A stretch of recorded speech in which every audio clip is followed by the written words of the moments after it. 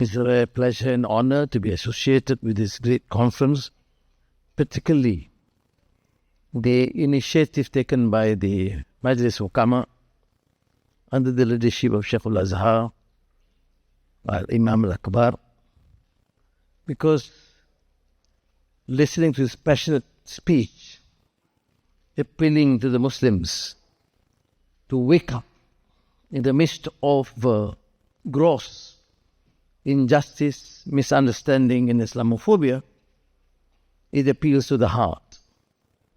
And it must begin by the scholars, by the elites, the thinking element in the Muslim world. We are facing numerous challenges, unprecedented since the end of imperialism and colonialism against Muslim lands. And yet, as Al-Imam Akbar mentioned, we are still grappling with sectarian strife, with petty differences that weaken our resolve. I am firmly committed to support his call to get Muslims to be on the alert and think and act as one ummah. So the conference is not something new. It is built on the legacy of engagement in the tradition of the Muslim world to build bridges and strengthen our solidarity with clearly a Quranic injunction. Unity is not a given. It must be cultivated, nurtured and built. We don't demand uniformity. I'm not a scholar.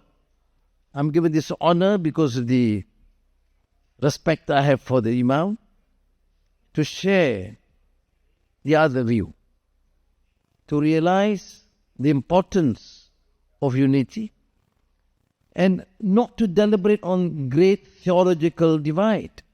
For the last 1,400 years, we can't resolve some of the contentious issues between various mazhab or mazahib, and I don't think that should lead to our division. And I fully share the sentiment expressed by Shaykh al-Azhar Sharif that the unity forms the core, the fundamentals, and respect the differences that we have.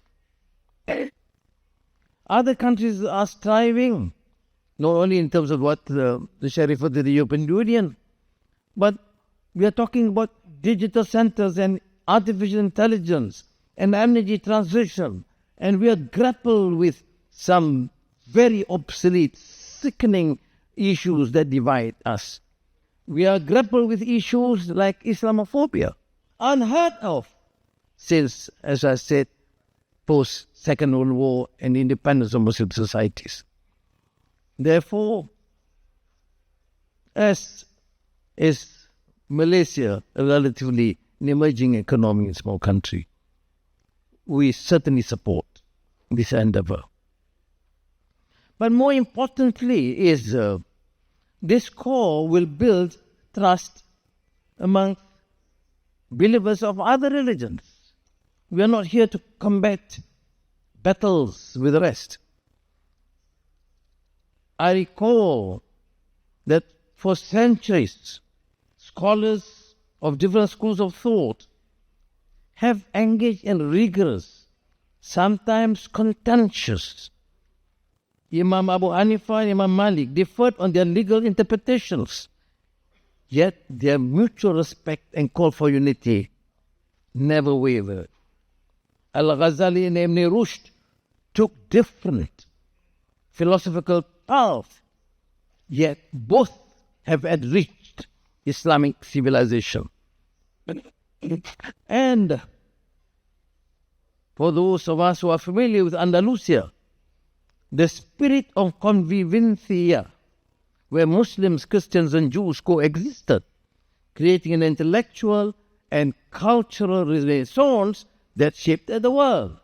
Here we are beginning with a very important premise, the unity of Muslims to be able to work and coexist with our non-Muslim brothers and give them the new spirit of humanity and compassion and trust, which is a major deficit, including among established political elites in the world.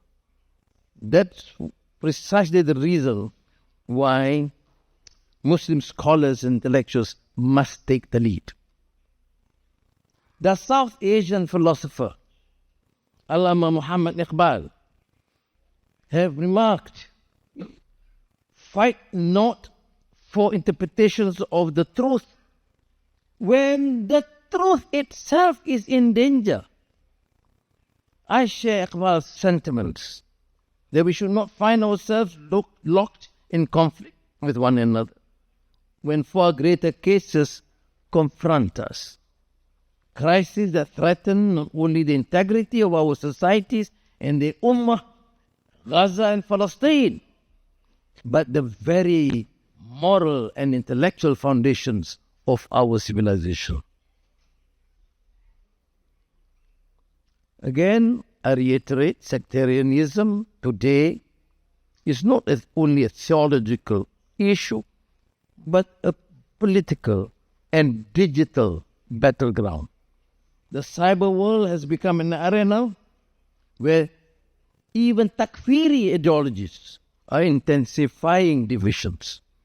If you are to rebuild trust, we must accept and acknowledge that some of us or the governments that we endorse are part and parcel of this problem. We have therefore to engage, cultivate the ethics of dialogue, and build the not only tasammuh, but trust amongst one another. And as advised by Shaykh al-Akbar, do not interfere and force and disrupt the stability of our societies and our countries. So, tasammuh, ikhtilaf, pluralism, the ethics of disagreement must be promoted. This has been feasible largely because Sunni Islam has for centuries, in our context in Malaysia, has built that new society to avoid sectarianism, to understand the need to tolerate, even in what is now considered to be a multiracial, multireligious country. So let us respect the sovereignty of each nation, acknowledging that their policies are guided by specific realities and imperatives within their borders. We cannot attempt to foist one model upon one another, and we must not invite discord, particularly in our relations with Muslim nations and societies. And I am, of course, touched when the Sheikh al-Azhar al-Sharif referred to Palestine in a very passionate way. They have faced dispossession, colonialism, occupation, and systemic injustice. Their struggle is a stark reminder of one of the consequences of division, weakness of the Ummah. The Muslim world must show solidarity, and I must commend King Hamad of Bahrain, who together with the Arab colleagues have shown this new spirit of unity, which we in the far land, in the Waraba, would rejoice to see that sort of sense of unity. And we, of course, support the initiative by Saudi Arabia to organize another conference following the one we had in Qahira for the Muslim world. Governments to try and get a real consensus to deal with this issue. Next is, of course, we must reflect the future of our neighbors in dire need for reconciliation, including Syria. The Council of Elders must deal and give advice and guidance representing all sectors. The emerging signs of reconciliation and peace building offer not only hope for the Syrian people, but also an opportunity for the entire Ummah.